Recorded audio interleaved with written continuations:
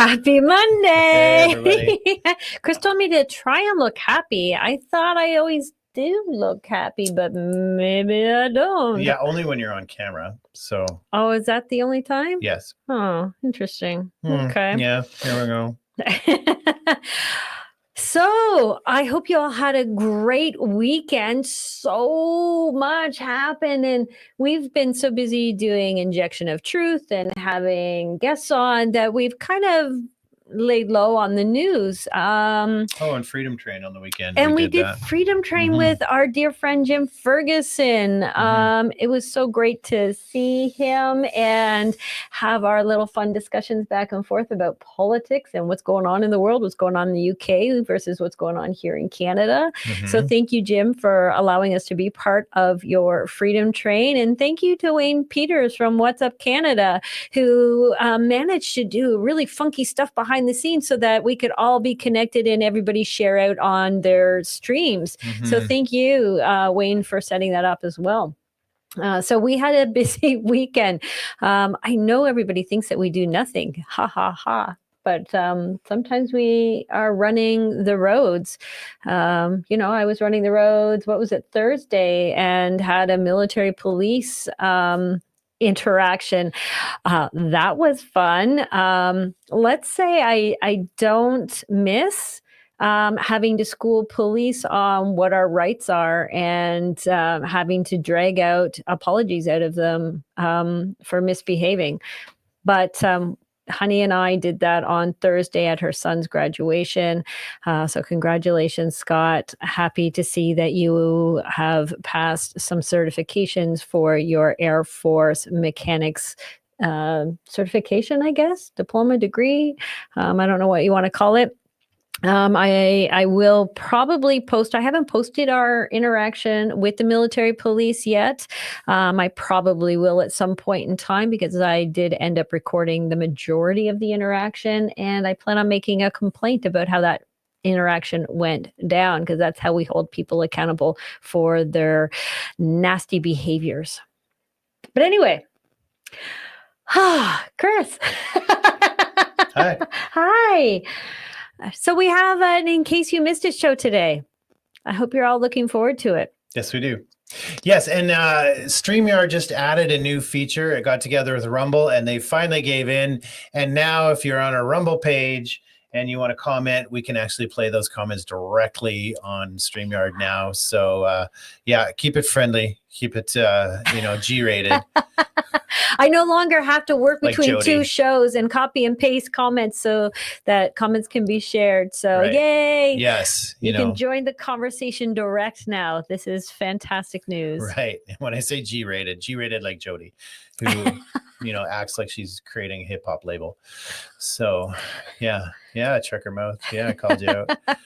That's okay. Trucker mouths are fine. Keeps Yeah. things interesting. So we got so much stuff to go over. We're going to talk about the obvious thing later. Canada, where art thou, Canada? I'm saying, like, being a podcaster in Canada and looking at the news and seeing this stuff coming, this is how it feels being a Canadian podcaster.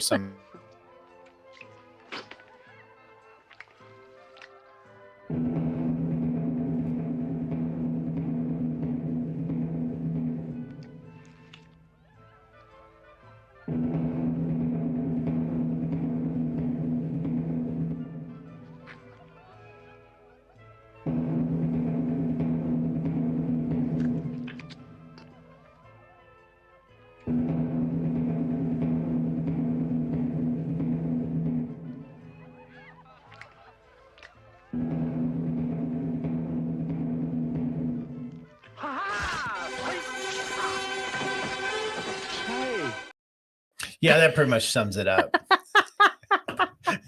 Especially with Mark Carney. Oh, Lord, yeah, we called Mark Carney almost a year ago, or maybe it has been a year ago now that we called Mark Carney, and people finally caught up with us. Yes. So you want to start with food though tonight? Yeah, I just want to do a little. Always looming. Yeah, it is always looming. It's looming in the background. It's hovering over us. We're seeing prices go up exponentially, and just by chance, I came across an article or what have you, or a video about food today, and I got thinking we haven't talked about food in a long time. So I thought let's just kind of go down this. We know because of tariffs and political strife in the world and restrictions and geoengineering um, and if you watch the show, you know all the ands. So I came across a list, and it's called the 10 grocery items that will be impossible to find in the coming months. And coming months could be as early as March, April, May, coming months. But this was something that I thought, you know what, I'm going to bring this to your attention so that if any of these foods are important to you, it might be a good idea to get out and stock up now. Yeah. Now, for those of you having a panic attack right now, that does not include ho-hos, ding-dongs, Twinkies, or pizza pops. So I think you're fine. No, and you know what? All the food on this list is actually natural, organic, healthy, good for you food. Oh, wait, and that's worse news. It is worse news. And as I was going through this list, I'm looking at some of the food and I'm going, over half of these foods are heart healthy and brain healthy foods that are being targeted. And we know there was a certain bioweapon that targets the heart and the brain. And now here we go, targeting the food that actually helps improve the health of the heart and the brain. So very, very interesting. Yeah, a certain bioweapon, because Jody kept hashtagging the word vaccine on TikTok, and now we are one account violation away from getting suspended on TikTok. So yeah, challenge accepted. What else is new? Right. And YouTube will play us sometimes and sometimes it won't. So I'm just going to say bioweapon, and y'all know what it means if you watch the show. So the number one food that you are going to see, and actually I cook with this a lot and I've noticed the prices going up, it's olive oil, and especially extra virgin olive oils. And Spain and Italy are the biggest exporter of extra virgin olive oil. And there is going to be a 45% rise in the price of olive oil. And the reason being is production is down by 35%. And it's due to extreme heat waves, flooding, and tree stress. I wonder why. Tree stress. Okay. You know, there are certain chemicals that fall from the sky that cause a lot of stress on our trees and are killing our trees. So if anybody's seen a couple of documentaries out there with regards to that, and the name is escaping me right at the moment, but there's a part 1 and a part 2 of a specific documentary that really gets into heavy in the scientifics and all the different independent studies that are happening around the world, because they're all starting to see around the world the same thing in trees happening, and in gardens and plants and farmers' fields, et cetera, et cetera, et cetera, and the water table. Oh, Heshem, that's adorable. Thanks. Yeah, I know they're giving you that appearance, but even Rumble messes with us. So yeah, exactly. The struggle is real, folks. The struggle is real. But you know, one of the alternatives they said to using extra virgin olive oil or olive oil, and the difference between extra virgin olive oil and olive oil is that extra virgin olive oil, the olives have to be absolutely perfect, absolutely no imperfections. And that's the difference because of the way that they're squeezed. Anyway, they were saying that the alternative to olive oil that you can go to are all your seed oils, grapeseed oil. I'm pretty sure grapeseed oil is one of those oils that they're saying stay right away from, but they're saying that's a good alternative. Walnut oil, I've never heard of walnut oil, but that was another oil. And then the other one that is a good oil is avocado oil. So they're saying those are really good alternatives. And avocado oil, if you want to like deep fry, say chicken wings, high heat, avocado oil has a high heat temperature base. The second food. Hold on. Okay, hold on. Lori Bigori, I just want to address this. Have we got something for you? We will be talking about Mark Carney and his book. We're actually going to probably do an entire show on it, but we are going to make that available on our website. I will do that tomorrow. That is my personal promise to you. So you won't have to buy it. No, you can download it as a PDF and you can read it. And we recommend it highly that you read it, because this is the blueprint to who this man is and who the man is that is running our country. So what you need to go to our resources page. You need to go into Chris's archives, and then I'll put it up under Canadian government, something like that. Anyway, it'll be marked values with the bracket around the S, and so it'll be up on our website tomorrow in our resources section. Okay, and you can download it for free. Exactly. So the number 2 food item that is going to become extremely scarce is cocoa products. So all of you dark chocolate lovers or milk chocolate lovers, you are going to be in for a rude awakening. I like the total pandemonium every 28 days. I am not looking forward to this. No, exactly. Since last year, there's been an increase in the price by 78%. And I know I'm an avid chocolate eater, and I have noticed the prices going up exponentially. In fact, the one place, the Lindt Spicy Dark Chocolate, was $7 for one little bar. I think it was, there was another store, maybe it was Walmart. We found it for $5. Those bars used to be like $1.99. So they're now $7 in some stores. So yeah, it's going up. And the reason being, West Africa is one of the biggest harvester of cocoa products. And there has been a steep decrease in production due to swollen shoot fungus on the trees, swollen shoot fungus. And this one is interesting to me. There's also a shortage of labor. Do you think that has to do with the immigrants that are migrating out of these countries into other countries that maybe offer the opportunity of a better life? Maybe like Canada, maybe like the UK, maybe like Ireland. I don't know. Just a guess. But they're saying an alternative product is carob. I've never heard of carob, but I'm guessing it's probably yucky. It's not as good as chocolate, but it's, if you're desperate. Exactly. The number 3 product, citrus products. And they were saying oranges, lemons, grapefruits, key limes. And think of the extra market around citrus fruit. That includes your supplements. So your vitamin C supplements, you're going to start seeing those prices absolutely increase. There's been a decrease. It's down 63% of production from last year. And they're saying that's due to storms that have hit. So again, weather.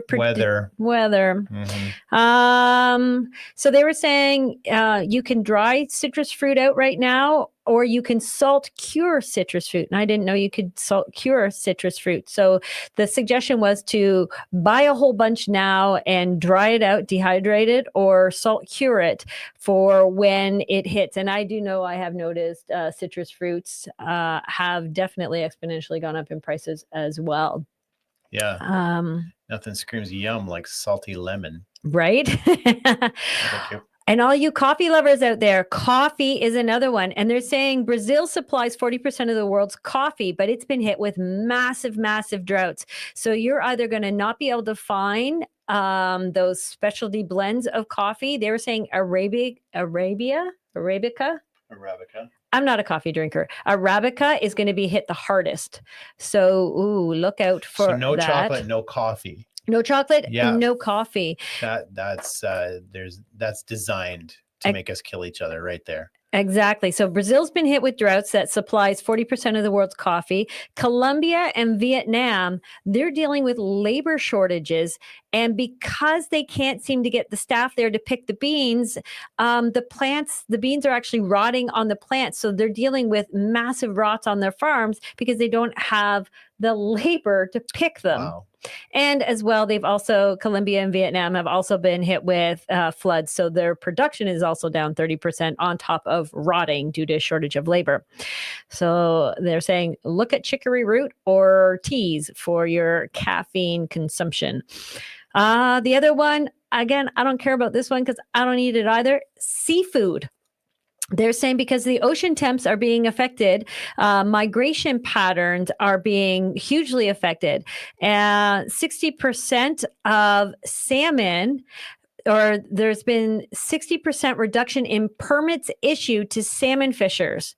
So that is massive because their migration patterns have been highly affected due to the ocean temperatures. They're also saying the ocean temperatures are affecting migration, it's affecting breeding.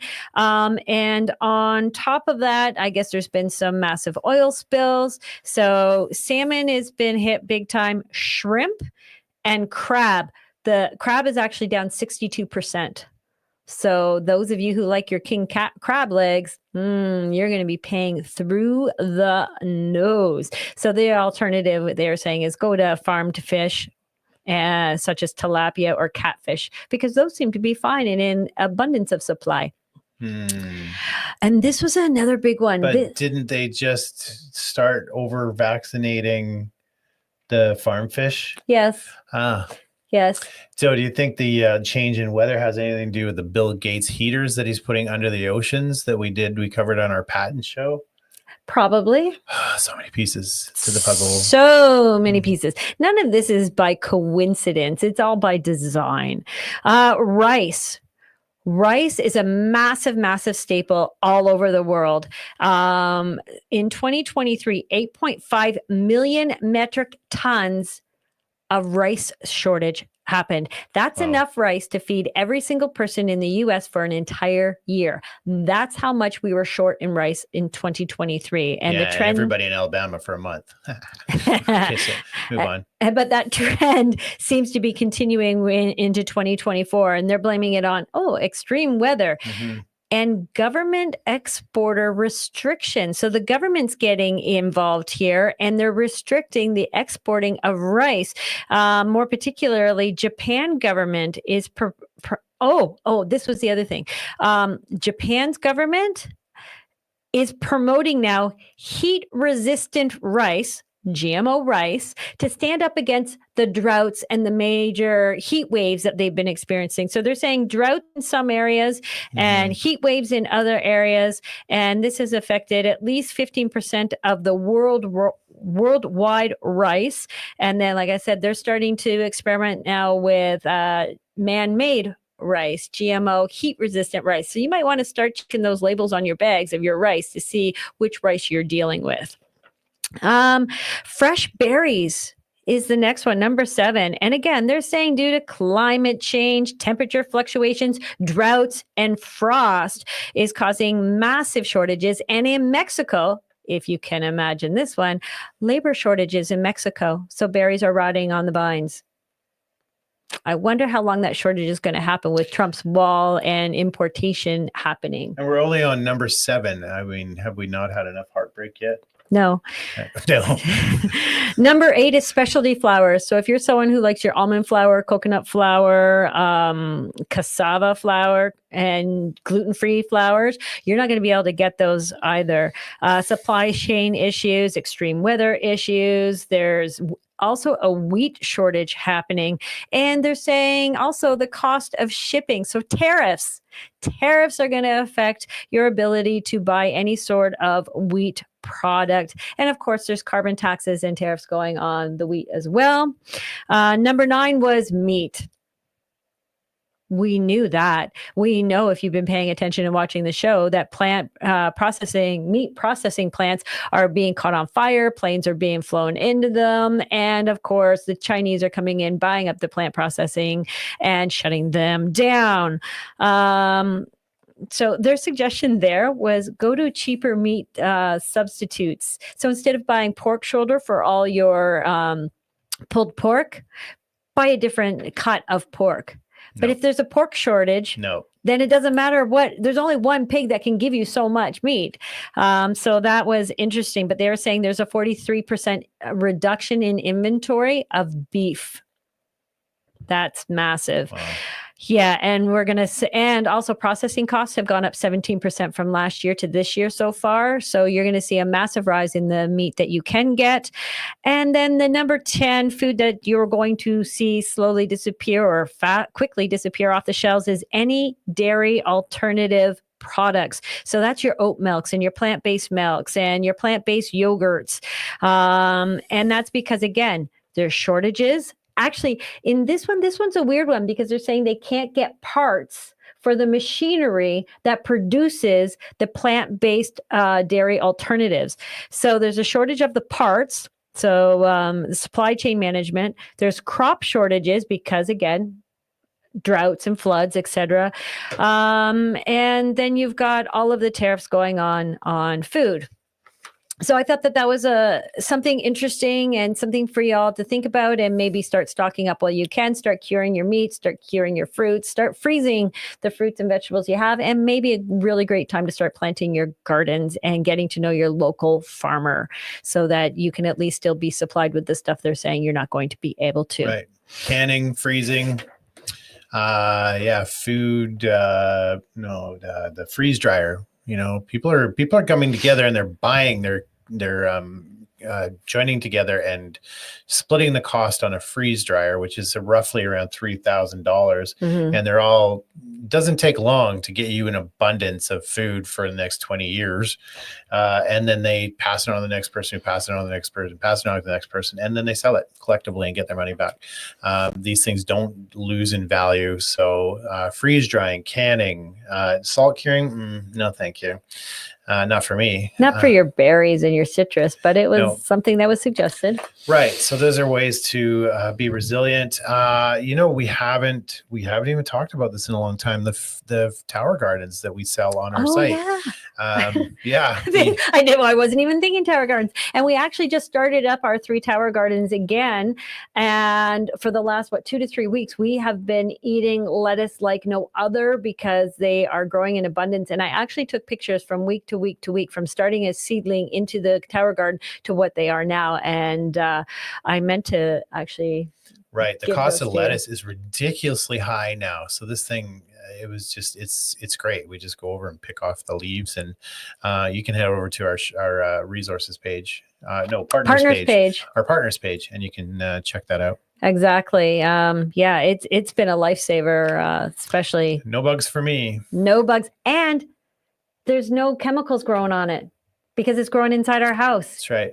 So that's another bonus. You know exactly what you're eating, and it's free of any sort of weird chemicals or who are we? Who are we to preach? If you like your lettuce with aluminum and barium and strontium and all that stuff in it, then we're not judging you. But you can grow more than just lettuce on it. Just right now, that's what we have an abundance of, and that's what we're talking about. But you can grow honeydews, cantaloupe, watermelon. We've got cauliflower going, cucumbers, tomatoes, and strawberries.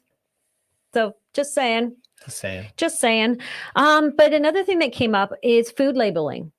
And I thought that this was interesting because I thought, if you want to put up that label, I thought when you see the label non-GMO project verified that you were buying healthy food. And then I saw the difference in the labeling, non-GMO project verified versus USDA organic. And if you see non-GMO, it just means that there's no GMOs allowed, but synthetic pesticides, Roundup herbicides, Hexon allowed, sewage sludge is allowed, antibiotics. And I can't even imagine how you pronounce that last one, but sewage sludge. I don't know if you know what that is or not, but I just watched a 30-minute documentary done by Nation News on sewage sludge. And this is really important, guys, because sewage sludge is actually being sold to our farmers as an environmentally friendly way to fertilize your fields. And we all know that, massive tariffs and restrictions were put on fertilizer. So we weren't able to get fertilizer. So the government stepped in and started saying, hey, why don't you buy our sewage sludge? And what they're finding out now is that sewage sludge is high in PFASs. And for those of you who don't know what PFAS is, that is all of your chemicals that are water and oil resistant. So it's the chemicals that go on your clothes to keep everything waterproof. It's the stuff that goes on your Tefal pans.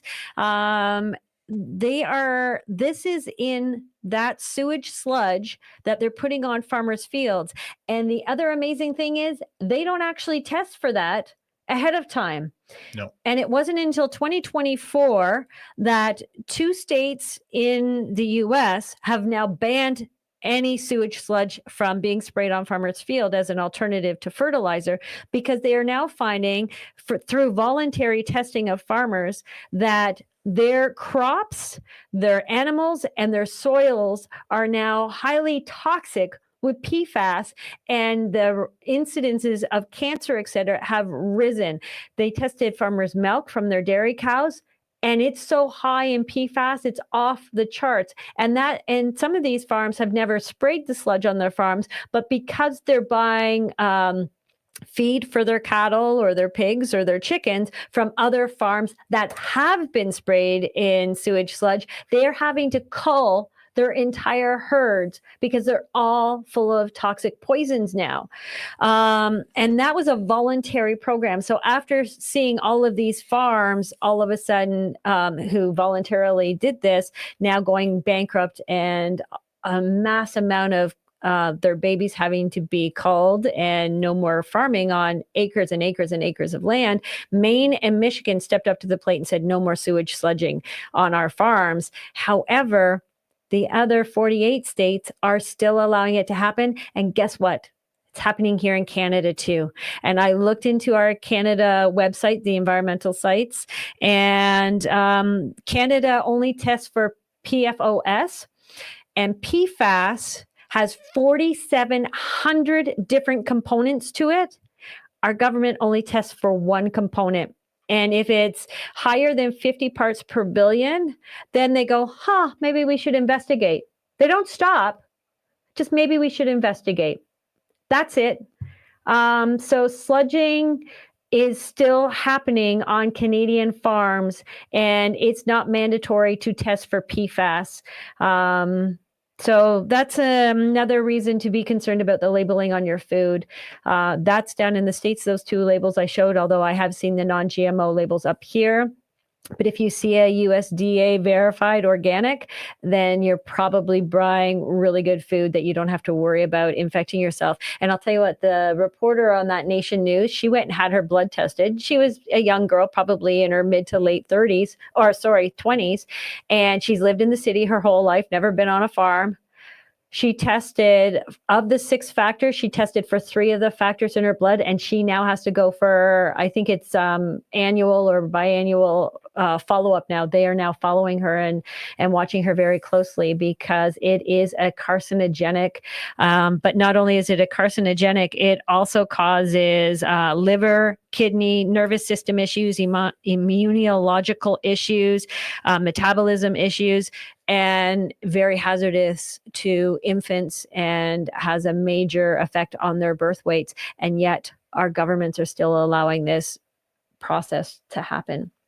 So another reason why you should start really paying attention to your labels, and maybe why getting yourself a tower garden is a really good idea. Yeah, you can't grow ham in those though. No, you can't. It's only for your fruits and veggies. Yeah, sorry about that. Okay. Chuchi, do you want to come on and tell us what you got? Yeah, sure. Hello. Hello. Yeah, I just got a few random articles here, seeing some interesting kind of developments and research and sort of alternate energy. So this first one here is well, just more of a positive note that maybe the government is actually doing some good in some places, not enough. But yeah, so here they're going to ban land based solar panels from agricultural land.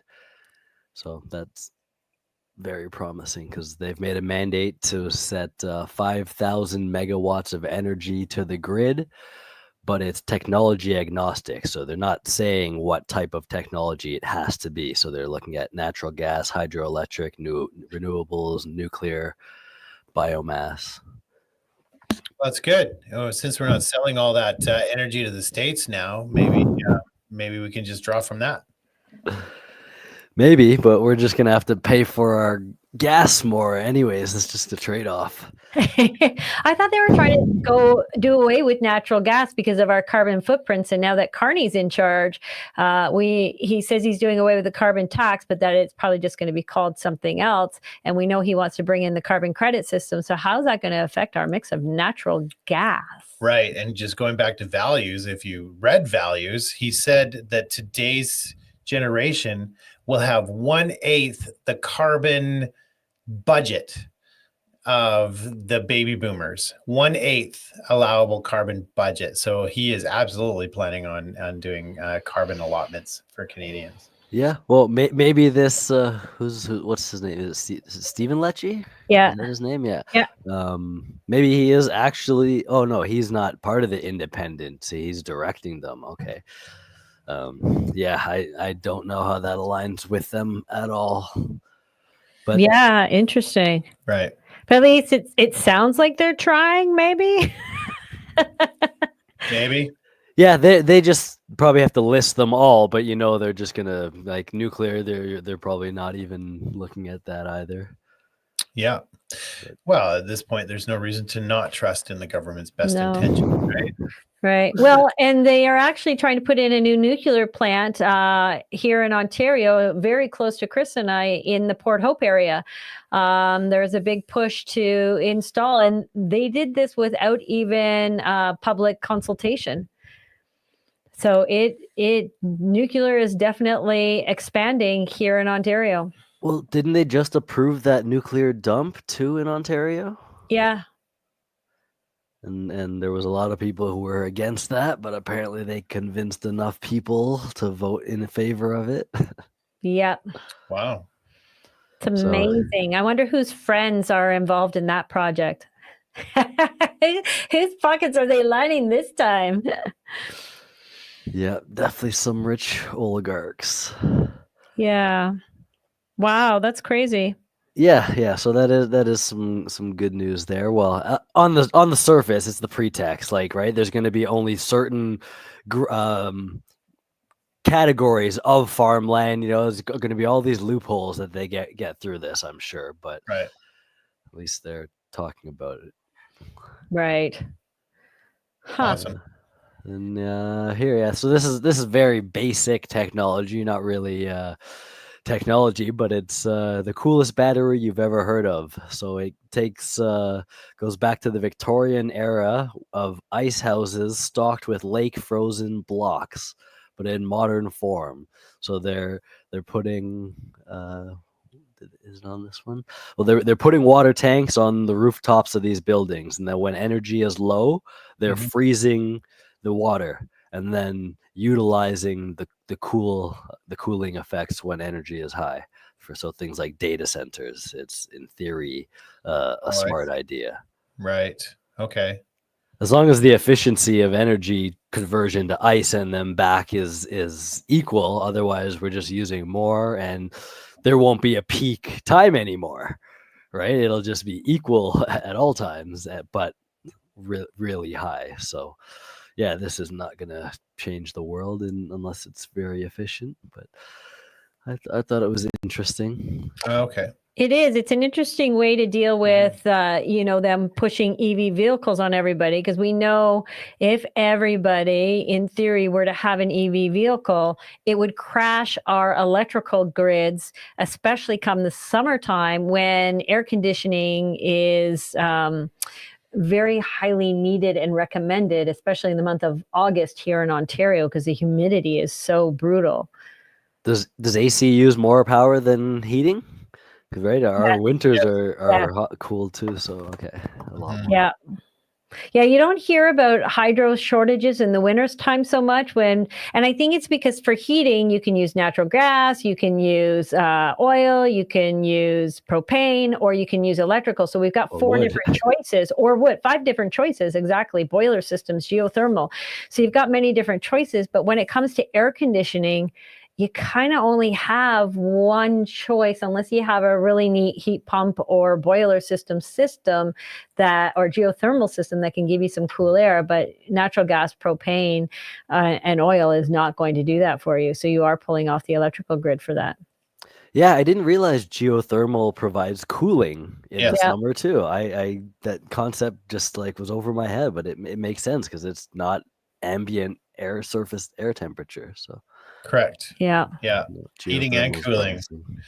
Yeah, it's pretty efficient actually. It's just a lot more expensive to install in the beginning, right? Because there's a Yeah. lot of digging involved, and Yeah. yeah. But yeah. So did you hear about the 2 lawsuits? Oh, what's this? We got a few more energy alternative energy articles here. So this is a major breakthrough. Scientists find nano devices that can seemingly produce energy out of thin air, contradictory to prior understanding. And so it would purify water and create electricity at the same time. Interesting. That I wonder if they're gonna start using that in our wastewater to purify that out and try and pull the drugs and toxins out of our wastewater to replenish our streams and rivers with. Hmm. That's Yeah, kinda cool. yeah, it does. It sounds very promising. There's no emissions. And yeah, electricity and water at the same time. There was a Contradicting prior understanding. Uh, aren't there like 75,000 channels dedicated to ambient air energy and spires and spikes and yeah. I think it's very true, but I don't know if those are the same principle. Those seem more like they're, I don't know, frequencies as opposed to this is just like I think as the water is evaporating in this technology, it's just picking up the changes, right? Because when current flows, it creates an a magnetic field. So in theory, a water droplet evaporating would have a magnetic field around it. So yeah. if they have a device that's small enough to capture that, I think that's what this is. Okay. So nanotech, basically. Yeah, yeah, and I know what everyone hears when they say nanotech, but nano is just a word for small, right? So we Okay. got tera, giga, mega, so it's literally just dividing by 10 to the 9 from whatever unit you're on. So, if you're in meters, a nanometer is 10 to the 9, oops, down. But you're not wrong that in theory, this technology could be put on nano devices to have them self generate and not need to. So there is a threat here for sure. But with same thing with the Bitcoin, right? The technology, it's all about how we harness it and who's in control of it. Right. Yeah, electroculture. Just as the last commenter said there, Tree Sharon. Electroculture. We've done it too, and we can't believe the difference. And that's pulling energy from the air, right? Yeah. Mhm. So Yeah. mhm. Yeah, no, electroculture. I have to try it too. It sounds very promising. Right. And then the last one here. So yeah, there is always the dark side to the technology. So we got to be careful on who's funding it and why they're funding it. So here's breakthrough in IoT support. So IoT is Internet of Things. Basically, all of your smart devices are considered IoT, and the way they're able to intercommunicate is just the language that Internet of Things refers to. And so this is a breakthrough in ambient Internet of Things. So ambient means it's just pulling from the air, kind of like the other technologies as well. Mhm. But this is less specific as well. So vibrations from the equipment, machinery, or even the entire building. Temperature differences between pipes, radiators, valves, surrounding areas. So not just the nanotech we were talking about, but yeah, like I don't understand what Pepsi cares about improving nanotechnology powering. Well, I don't know. It sounds like the government's finally admitting what we've been saying all along. There's magnetic energy in the air. So, in general, there's just magnetic energy there. So, I don't know why they're starting to loose this information. I don't know what's going on, but this has been around. This is not new tech. I mean, the way they're approaching it with the nanobots and whatnot, that's new tech. But drawing ambient energy out of the magnetic, like ionosphere, that's not new. Right. Maybe they know the magnetic shield is about to drop, right? The poles swap and they drop at periods throughout all of the Earth's history, right? And Mhm. there's a lot of people who believe that dropping is coming soon, not a swapping, a drop. We're gonna have no magnetic field, and so all of this technology then would be useless in theory. Okay. Interesting. Well, that's a dark picture. Right. Right on the bright horizon of free energy. And I, you just killed it in one sentence. Nice. and here I was going to, well, let's see, there are major manufacturers. This would be a severe reduction in their cost of goods sold if they didn't have hydro bills to pay and they were able to capture free energy from the air. But yours is a little darker than mine. Yeah. It's a little nihilistic, but Graham Hancock has some very, very compelling evidence that advanced technology, advanced societies have been on this planet long before, and there have been catastrophes that have almost completely wiped it out. And little bits of technology survives, makes it into the hands of, these new evolving people who have just, gone through the Stone Ages again. And I think this is where a lot of myth and lore of gods and superpowers come from. It's just technology we don't understand because it was lost for many years. One or a select few people get their hands on it, and they look like gods. True. Mhm. Yeah, or they try to patent it and they die. Don't patent it. Just give it away. If you discover this technology, just make it so easy that everybody can make it. Send the blueprints out for free. Do it for the good of humanity. Do not patent it, or that is the last day we see you. Exactly. Well, talking about patents and gods, I don't know. Did you hear about the 2 lawsuits that were just kind of thrown under the bus yet again? Proroguement, the Supreme Court said, nope, it's all good. We're going to do away with the constitutional challenge. Our prime minister or ex-prime minister Trudeau had the right and the ability and all the fortitude and reasons in the world to prorogue government. So that stands till March 24th. And the Freedom Convoy lost their civil suit appeal or motion to have the case dismissed due to lack of harmful evidence. And the court said, nope, there's enough evidence to show that those trucks being in Ottawa back in 2022 caused a significant amount of harm to the Ottawa residents. So yes, we are going to allow the civil suit to go through. So those were 2 very disappointing turn of events from our legal side of things on Friday. Yeah, no, I missed the convoy one. I definitely have been following the JCCF case pretty closely for a while and heard that very disappointing. Someone else, I don't know if it was, I forget her name, one of the girls who speaks for the JCCF. She might have presented it though in a slightly different way. Like, I know the reading sounds damning, but it was, from her perspective, it's more like they were just passing the buck, knowing that the JCCF is going to appeal to, I guess, is it the Supreme Court that's next? Well, this was just they had the opportunity to file a motion to have the civil suit dismissed based on lack of evidence and no grounds to actually go forward. And the judge came back with their decision saying, yes, there's enough grounds. Yes, there's enough evidence to go forward. Let's hear this case out. So taxpayers are going to be hit with a giant legal bill while they hear, government officials argue why they were hurt so bad, because we know Zexi Lee works for the government. Why she was hurt so bad by those trucks that were directed by the police to park on their streets. Right.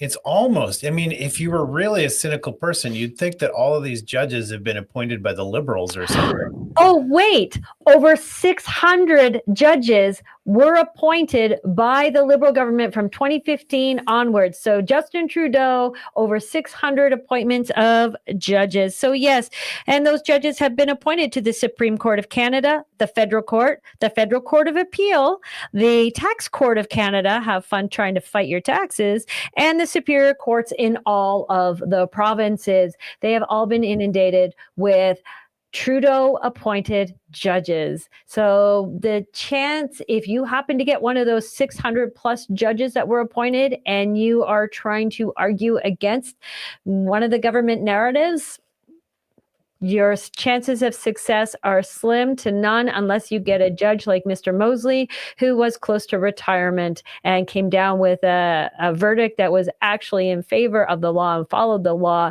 but then he retired thereafter. So, Right. Yeah. I guess that was the only reason he stuck his neck out, eh? He was I think so. retired. Well, that strategy has been in play for a long time. And that, as the more we dig into the Charter of Rights and Freedoms, that was exactly the point of the Charter of Rights and Freedoms. Despite current people saying otherwise, Trudeau wanted that. Trudeau Sr. wanted that Charter of Rights and Freedoms, because then what it did is it made these constitutional challenges a court issue. So then it stopped becoming a legislative issue and started becoming a court issue, and it moved it out of the legislature and it moved it into the court system. And now we know, flash forward, what are we, 60 years later, that they're just using the law as a form of punishment. Now it's just another judicial system or punishment system. So yeah, this has been a long time in coming, but the idea of the amount of judges that have been appointed in this, under this government is unprecedented by far, and senators as well. So many senators that are extreme leftists, like Charles Adler. Unbelievable that he got to be a senator. Yeah, no, I had the same thought as this comment, but for the same reason. Like I don't think it's risky enough to want to go forward to get the precedent set, because it's not likely they'll win given the judges. Yeah, well, we'll see. Anything can happen. We have had a couple positive outcomes, and maybe they want to bring it to court to set that precedent. So maybe that's it. Skeptical right now with the current administration. Always skeptical, but always hopeful as well that there is good in some of these people. And speaking of good in some of these people, the Premier of Nova Scotia, Tim Houston, there's some good over there. Now, I didn't look to see which side of the fence he's sitting on or what color he wears, traditionally speaking, but he has tabled a bill called the Free Trade and Mobility Within Canada Act, and he's actually trying to do some good for Canadians. I didn't know this until I read this article this morning, but there is tariffs and walls put up at our borders. Well, actually, I guess I did know it, but I didn't really understand. Canadian borders, the provincial borders. Yeah, I didn't understand the scope of it. Like, if you are a farmer in Nova Scotia, you can't sell your meat to New Brunswick without paying extra money, even though it's been certified, it's gone through the inspection process. If you want to sell it to another province next door, across the road, you now have to pay extra money to bring the federal government involved to have the federal government also stamp on it and allow that sale to go through. So that is stopping cross provincial borders of people being able, or provinces being able to make money, nurses to be able to work from one province to the next, because now, if you want to go from Ontario, say, to Alberta, you now have to take more courses in Alberta to certify yourself in Alberta, which is why doctors can't cross borders. Even though it's still the same country, they cannot take their services or their goods to another province without getting the federal government involved or having further certification and red tape to cross. So Mr. Tim Houston is trying to do away with that. There's $530 billion worth of goods and services that cross across our provincial borders every year, where the federal government gets a piece of that money because they get a say in certification and red tape processes. So good on him. He's been meeting with our premiers all last week and this week to try and get them all on board to also pass the same legislation. So hopefully we'll get the tariffs off of our interprovincial goods and services. And Black Mass. Oh, jeez. Let's go dark again. I think I'm pretty sure. Good news, bad news, good news, bad news. If memory serves, this isn't the first battle these guys have had. So if you're in the Kansas City area, on March 28th, the Satanic Grotto is holding a satanic ritual, and they will dedicate where are they doing that? They are doing that in the Capitol building, in the Kansas State Capitol building. They will dedicate the grounds and our legislature to the glory of Satan. We will be performing rites to the Black Mass and indulging in sacrilegious blasphemy. God will fall, and Kansas will be embraced by the black flame of Lucifer. Hail Satan. I'm not sure why they think that is a plus. Maybe they need the Satanists need a better marketing team. The Satanists added in the statement, the Kansas State Capitol events coordinator confirmed the Black Mass via phone, and it'll occur on the first floor under the building's rotunda. Now, if I'm not mistaken, these are the same guys who had a statue of Baphomet put up in the Kansas City Capitol. Oh, that's and right. And that got decimated in the first day. So, if you're, if you are satanic, probably you're not watching this show, but if you are, then that gives you something to do in Kansas. But if you're a praying person around the Capitol on the 28th and you want to go down there and do some prayer battle, it's a call to action. Kansas City's been doing more and more and more of this, and so you can't now. Let me know the last time any capital, state capital or otherwise, allowed a bunch of Christians go in and dedicate dedicate the Capitol to God. Christians have been getting fined and jailed and criminally prosecuted for praying outside, for praying silently in their cars outside buildings by themselves. They're getting arrested. That's right. And Trudeau said it's understandable that Christian churches are being burned to the ground. It's understandable. It's okay. It's understandable. Right. So, and yet we're seeing this being approved and okay. Call to action, hit up Kansas City on March 28th, go and do a big prayer circle. And maybe, what's the word? I don't know how to say the word. Inner. Canada can do some praying on their behalf. Intercession. Thank you. Yes, you can intercess for these people. Kansas is going through it, and it looks like the state capitol, somebody in there really wants this to happen. So the battle is real. Yeah. So and speaking of real battles, Mark Carney. Oh, you want to talk about that guy now? Well, we can talk about Doug Ford putting 25% tariffs on the electricity going over to the United States, which is going to affect New York, Michigan, and Minnesota. He thinks he's flexing his muscles now as he pulls already paid for American liquor off the LCBO shelves. Yep, that's showing them because they already got our money. They don't care if we drink it or not. And and they're also banning U.S. companies from being able to take on government contracts. Well, that should never happen anyway. So good on you, Doug Ford. Right. But we have another monster in our midst, Mr. Carney. Yeah. Oh, yes, Laurie. We did see where Trudeau said he was a Zionist. That guy is focusing the Marxist bear. He is really trying to incite, Palestinian supporters. We are entering into the Marxism phase. It's coming sooner than later, I'm sure. And that is the shock and awe phase of tyrannical communism.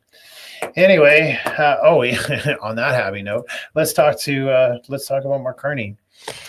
We've mentioned Mark Carney a couple times on the show. We've been talking since last year. For sure. This time last year that Mark Carney's coming. Because we did carbon colonization, which was Mark Carney, and we did the banking system, which was Mark Carney, and all of that happened in January of last year, I believe. We did a TikTok in June talking about how the Conservatives were calling for Mark Carney as the next Liberal leader. That's in June, and that's long before there was resignations and anything out there.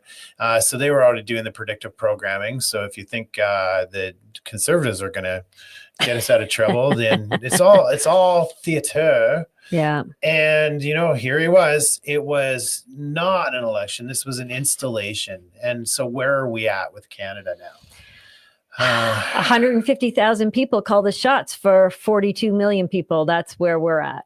Or Yes. no, I guess it was it 125,000 or 130,000. 130,000 people call the shots. The final thing. Now, Michael, you came across some numbers, liberal numbers. There was 400,000 or something. Yeah. So a few weeks before the election, I think it was 400,000 liberals had registered to partake in the vote.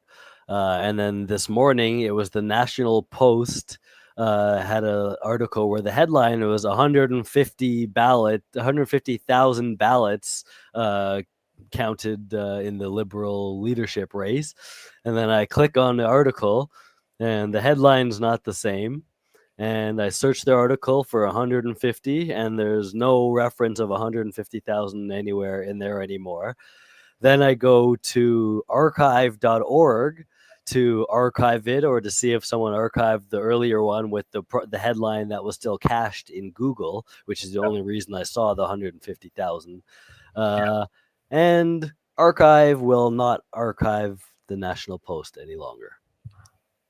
Does it say that or just Wow. It doesn't say National Post specifically, and I didn't try other news outlets. But yeah, no, I took a screenshot of that, and Archive is now working with the news agencies to memory hole reality. That is incredible. Yeah, archive.org. That was our last hope. We have other backup places we can go. And if you are most interested in what those backup research places are, email me. We won't say them online, so we don't want to draw too much attention to them. Email us at tfmreport.com. Go in there and info at or you can just you can fill out the contact form and we'll send you a list of research sites outside of archive.org. Yeah. So yeah, which is you look at that, everything's working together and you've got to look at the big picture. You look at that, you look at Mark Carney rejecting journalists who already been pre-approved and invited into journalism pools, press pools. Now they're kicking them out, and that's not just Rebel News, the ones you'd expect. Or True North. There's like Western Standard, things like that. That have always been, I don't know if Blacklocks is on that list or they get in or not. They've always been on the approved list. Now they're not. Mark Carney's coming in like March, you'd say. He's coming in like a lion, right? He's not coming in like a lamb, that's for sure. He's definitely coming in like a lion. No. Yeah. So you've got this false election, and we knew it was going to happen.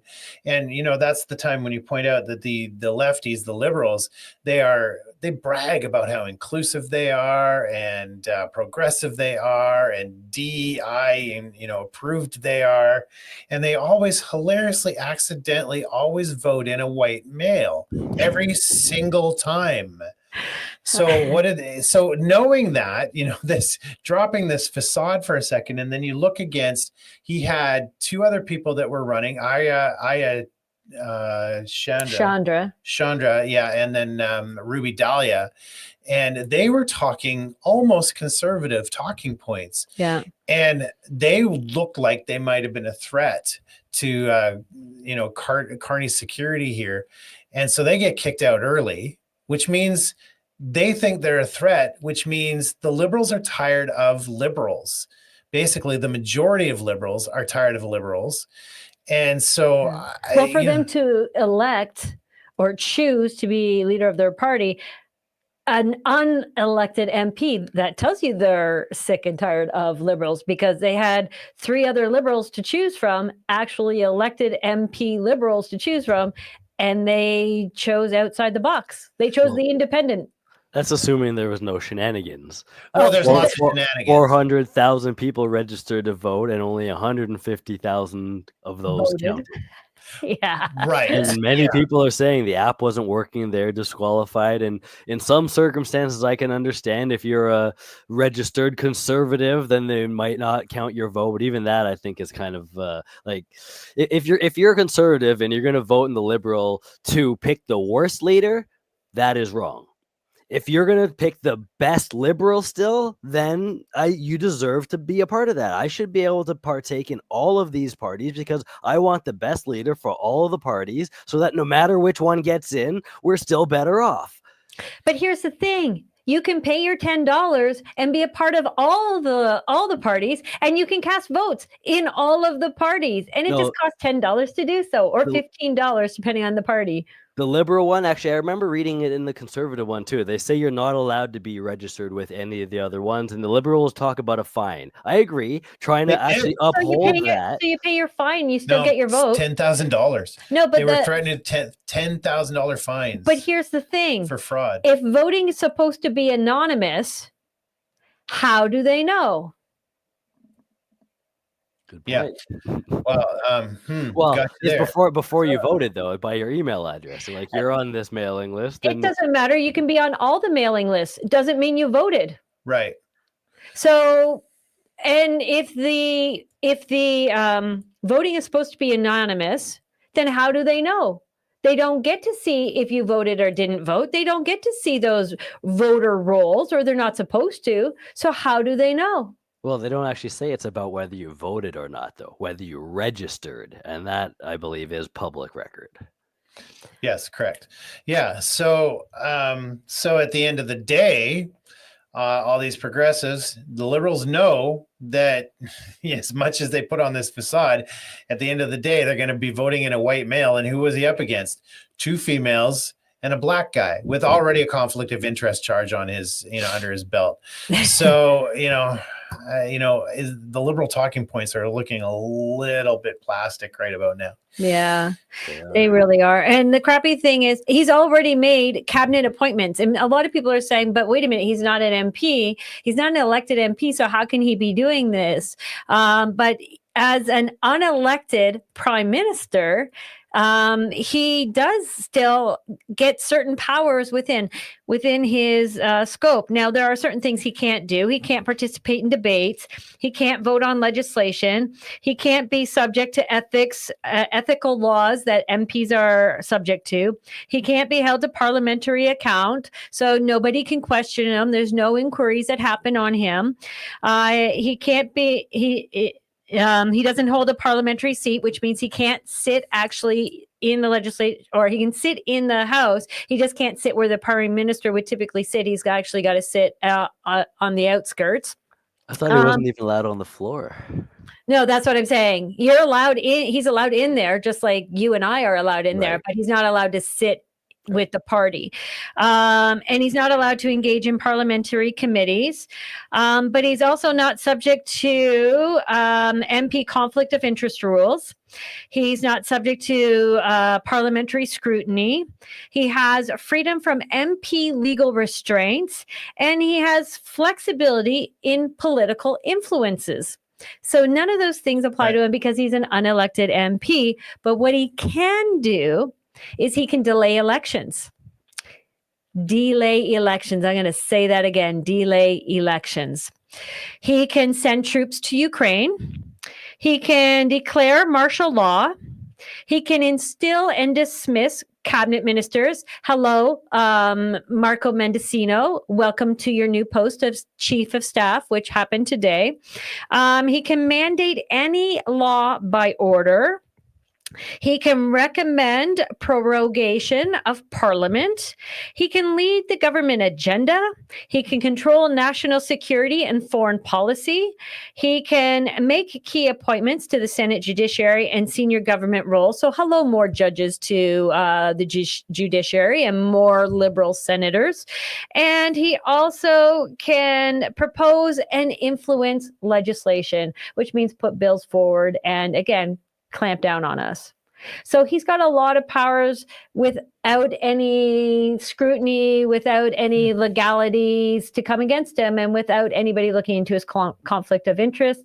Although he did make a statement saying he is working with the ethics commissioner to put together his, an ethics package. A robust conflict of interest management plan.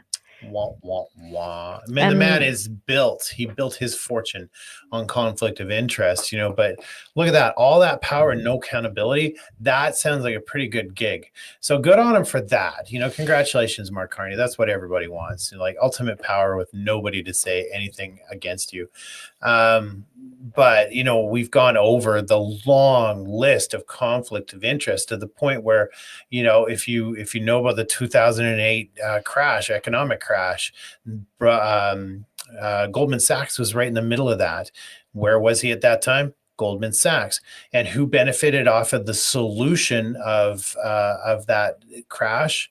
Well, it was the global banking community of the IMF and the BIS. Well, guess who was there consulting them? Mark Carney, right? And who is setting all of the tone for green energy and green solutions and net zero ruling? The UN. Well, who's the special UN envoy? Oh, Mark Carney. What's the biggest green investment company that is benefiting off those rules? Brookfield. Who owns that? Mark Carney. Brookfield also, by the way, was born out of Brazil Power, and that's a Bronfman-owned company. So the Bronfmans are right in there with him, just as they were right in there with Trudeau. And who are the Bronfmans? They're the Canadian Rothschilds, basically. Well, they're the Rothschild bootlicking lackeys. But they're also Trudeau's trust fund. Trust fund babies. Yeah, trust fund executors. Yeah, exactly. And somehow Trudeau's net worth has gone from like 2 million trust fund right up to, what is he, like 25 million now? It's something crazy. Yeah, it's high. So not bad. And he steals a chair. You'd think he could afford a chair at that rate.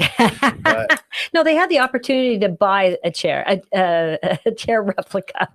Right. Yeah. Well, maybe. Yeah, like he'll do that. He probably just walk right out with it. Yeah. With the tongue sticking out of his head. So we are in big trouble. Yes, we Canada. are. Yes, we are. So there's a lot of speculation on whether Carney's going to call an immediate election, which he can do when he takes post and Parliament comes back out of prorogation in March 24th. He has a couple options here. He can call an immediate election. He can make some motions, enter some bills, then call an election. He can call a by-election. So he doesn't have to call a federal election. What he can do, an option to him, is to have one of the Liberal Party members that actually won their seat through election. He can have them step aside, retire, and then he can run a by-election where that person's seat is and run in that by-election and magically get that seat, and then he's got all powers restored to him and can participate on the floor of the House. So that is an option to him that a lot of people aren't talking about. A lot of people think that he's going to call a big federal election, and I know the Conservatives have been talking about big Parliament election happening. Get our signs ready. But he doesn't have to call an election. He can call a by-election, and then he can go all the way to October. Or, as he said in one of his speeches, he's going to use every force available to him, including the Emergency Measures Act, to fight Mr. Trump. And if he calls in Emergency Measures Act based on economic war, he can sit there until October 2026 as our PM. And then who knows, maybe by then they'll change the rules and he can call another emergency and never, ever lose the seat of PM. So he's got many options available to him. But he didn't say that. He didn't say that he was going to call in the emergency measures on economic problems. He said he was going to do it on climate change. Oh, yes, climate change. Right. And so, again, that goes back to reading the book Values to see exactly what his mind is like. And there is some dystopian stuff in that book. And again, we'll put that up in the resources page. Yes, we'll put that up there. You can download it and start reading it. If you have PDF, just type in the word carbon and search through that and just read everything that has to do with that. That's a good start. That's a really great light reading on your way to bed. But one of the things he says is, who are the major contributors to the carbon crisis in Canada? Like who are in the world? Who are the biggest outputters? China. China is the biggest outputter at 28%. So then you get, after that, you get US, Russia, India, and Canada. And all of those countries together are 29%. So that equals China. And who's the only country? Canada's at 2%, I believe. Yeah, 2.4 or something like that. Right. Who's the only country paying carbon tax? Canada. Why? Why are we the only ones paying carbon tax? We're too polite to fight back. But yeah, people need to understand the National Socialists are here. Right. And that's the thing. We just stop paying taxes. Take your money out of the banks, because the banks are the ones that are getting you. Right? Take your money out of the bank, buy gold and silver, because when there's a bank run, gold and silver will go way up. They'll keep their value. Well, the dollar loses its value completely. Once you do that, you stop paying taxes. They just laid a whole bunch of CRA workers off. This is the final solution to us, available to us before their final solution, which is not good. And so if small businesses were to stop paying their GST, PST, if you go to your employer and says, I'll handle my own income tax, if we all collectively stopped paying taxes, this would be over tomorrow. This is the solution for you. Defund the government. It brings them to their knees. And the reason people don't do that, because the government freezes bank accounts. We'll take your money out of the bank. It takes a long time before a government will freeze your bank account. I know. It took them 5 years or I guess 4 years, to freeze mine for not paying taxes. And that's the big point. That process will take... it'll take even longer with 3,000 CRA layoffs that happened. It'll be as fast as maybe a year before they're going to come after you. So we've got a whole year now. If we collectively did this, we would have a whole year to bring this government to its knees. Yeah. And that's it. That sends a message. It's nonviolent, and we can all do it. But for some reason, people are not partaking. Yeah, and I don't know why. Well, it's hard to know whether your neighbor's going to do it, and then you end up being the only one. Well, start speaking out at every turn. Start speaking out on Facebook. Start speaking out on, where are you? Twitter, TikTok.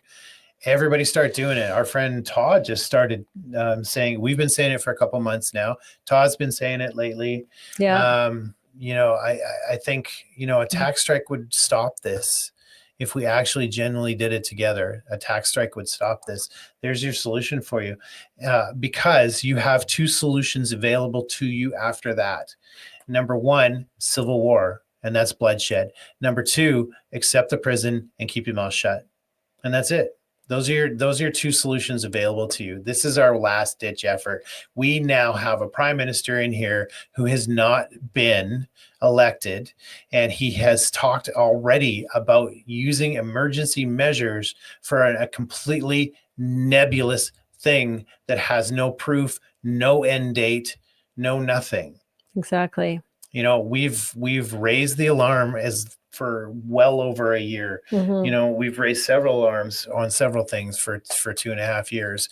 We have people have said, well, we need solutions. You've had solutions. You've had United Non-Compliance available to you. Just saying no has always been available to you, and nobody has been taking the solutions. They would rather complain. But here we are now. We are in end game, and we really mean, with the show is, final boss level. Like, Mark Carney is not a puppet. Mark Carney is one of the puppet masters. He is the next level of globalist, and he's now running the country with no accountability. We're in trouble. We thought we were in trouble with Pfizer and Moderna. Yeah. This is way, way worse, guys. Right. So say it. It's time for a tax strike. Tax strike 2025 hashtag tax strike. Get your cash out of the banks. And then, tag everybody you can imagine on Facebook, on TikTok, on Twitter. They're trying to take down Twitter. So act fast, they're trying to take down TikTok. I was going to say TikTok too. Yeah. And Facebook says it won't censor you, but the only reason, but they are. the only reason Marky Mark over there said that he's going to not censor people is because he's already adopted Elon Musk's model, and Elon Musk he said it himself. You have the right to free speech, but you don't have the right to reach. And so shadow banning, using AI to manipulate narratives, the only reason Zuckerberg has agreed to not censor anymore is because it looks good, number one. But number two, he's adopted Elon Musk's model of AI narrative manipulation. Yeah. That's it. Right? Talk to your friends. Happy Monday, everybody. Yeah. Yeah. I mean, we still see a golden, light at the end of the tunnel. At the end of the day, God is in charge, but you can't just sit back and go, God's in charge. Right. No. Well, It God works through is you. Yeah, God is using you.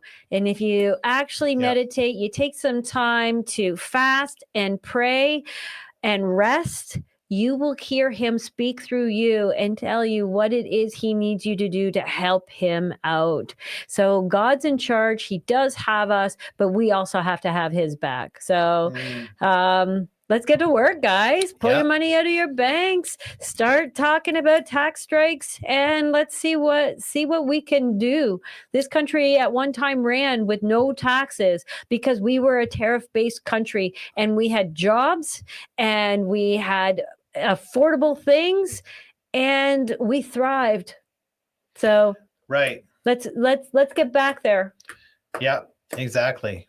Yeah, speak out or accept your prison. There's what's available to you. But seriously, go buy gold and silver, because that'll shoot up. If there's a run on the bank, that will shoot up. When there's every time there's mistrust in the economy or in the dollar, it's going to shoot right through the roof. So you'd be glad you did it. Isn't gold already at historic prices right now? It's going high, yes. And so is silver. Silver is like going through the roof too. Yeah. So even more so, just buy it now, take your money out of the bank, and when there's a run on the bank, you're going to be sitting pretty. Exactly. Mm-hmm. All right, guys, guess that's it. Yeah, that was fun. That was fun. Enjoy the rest of your week. We will see you on Thursday. It's going to be interesting to see what Carney does the next few days, because he said we're going to see a lot of his face, and he plans on moving fast. So buckle up, guys. This is going to be a bumpy ride. All right. Good night, everybody. See you Thursday. Bye. Bye.